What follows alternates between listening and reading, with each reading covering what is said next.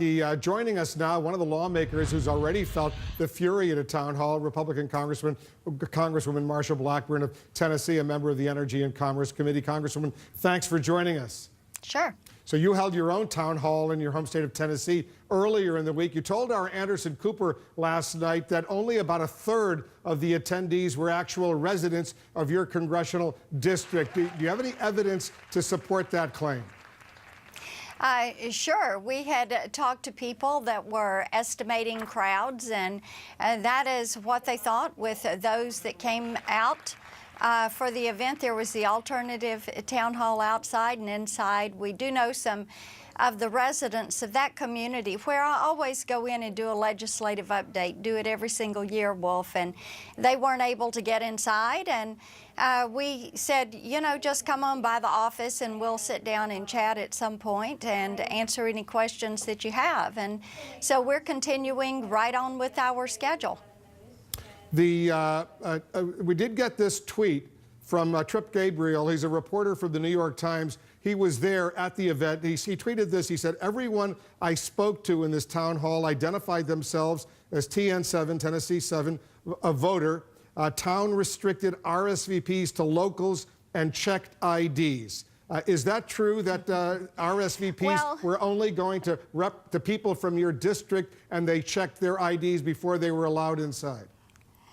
You know, Wolf, there were some people who stood up to speak and ask a question, and they identified themselves as living outside of the district. So I don't know who the reporter talked to. I do know that the first people that RSVP'd, about the first 100 people that RSVP'd, they had not put up the information on the city's little website announcement that you needed to be a Fairview resident. But, you know, the point is this: there were people that were there, whether or not they were in my district.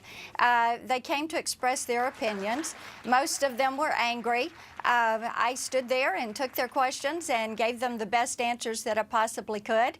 Others that came that couldn't get in and wanted to visit with me, we had invited them to call the office or to sign a list and then come on by. And then after the event was over, I went outside to the alternative town hall, and the gentleman that was organizing that, I actually spoke to those that were outside, and there again invited them into the process. All opinions matter as we look at some very serious issues that are necessary for getting this nation back on track.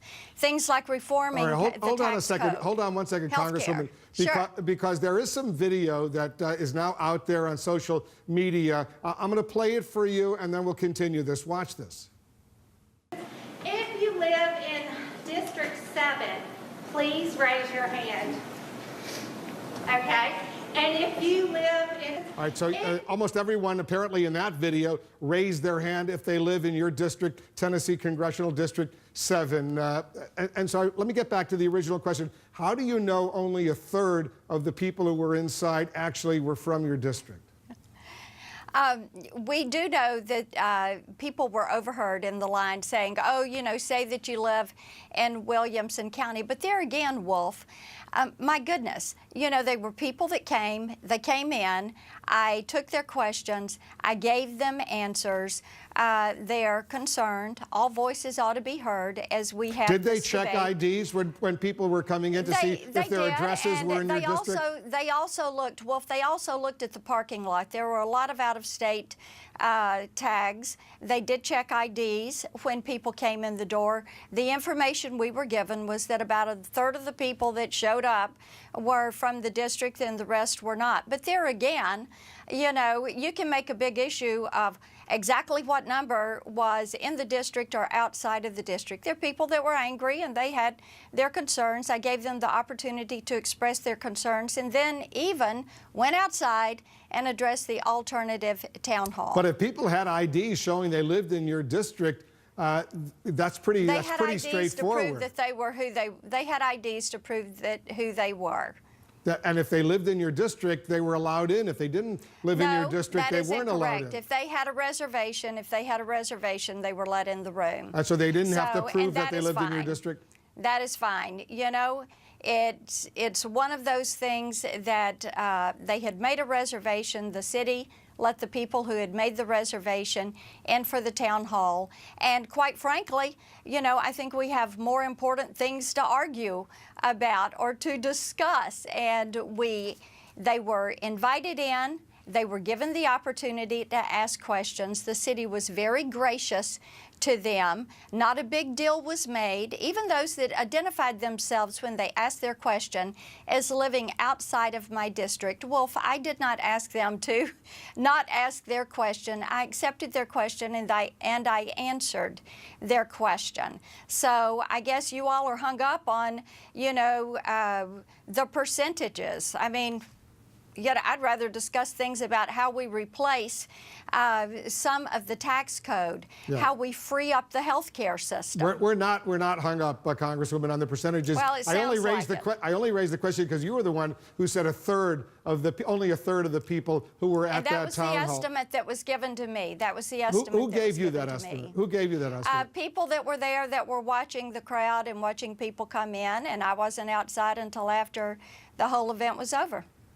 All right, so let's move on. You seem to agree with the president and the White House that these protests are being manufactured by liberal activists. You told Anderson last night that the protests are being driven from the top down. But you yourself believe that the anger that you saw there, the tough questions you were asked, those feelings are genuine. Yes, I do think that the feelings are genuine. I think people are honestly concerned.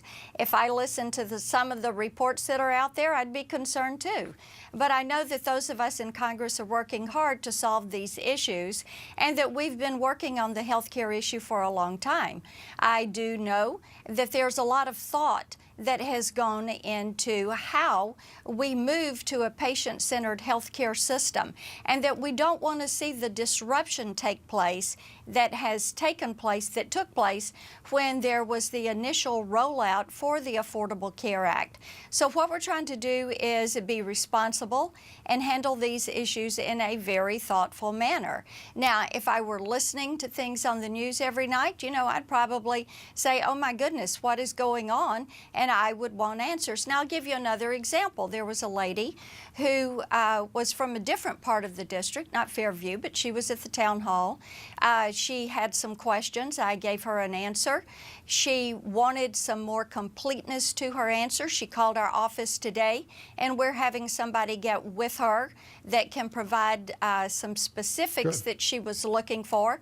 And that's the way we're going to help our constituents work through this. We're not going to run away from it. We're going to provide the answers that they're calling us and that they want to get. I think that that's the responsible thing to do. Very quickly, because I want to talk about Mexico as well, but John Boehner, the former speaker, you heard what he said today, that this is fiction, that you're going to be able to repeal and replace Obamacare. He says that's not going to happen. He says congressional Republicans will focus on at least fixing part of the Affordable Care Act, part of the law, but the basic framework will remain in place. I want you to respond to what the former speaker said. What I heard that he said, I would disagree with him. I think that you can expect us to bring forward ideas we have been talking about since 2010.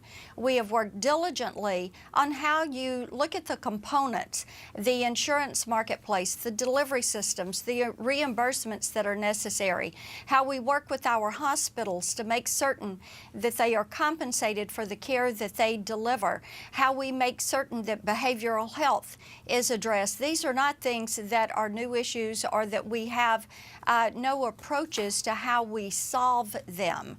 And there are plenty of pieces of legislation we have brought forward. There are plenty of ideas, and quite frankly, I think we're all looking forward to the President's speech next week. I think we are all looking forward to moving forward with reconciliation. Secretary Price was finally last week able to get to work after his confirmation, and we couldn't begin our process until he was in place. So now we're ready to move forward, and we will keep people informed every step of the way. We're looking forward to the President's address before a joint session of Congress next Tuesday night. Congressman, stand by. There's more developments happening right now, especially involving the U.S. relationship with Mexico. We'll take a quick break.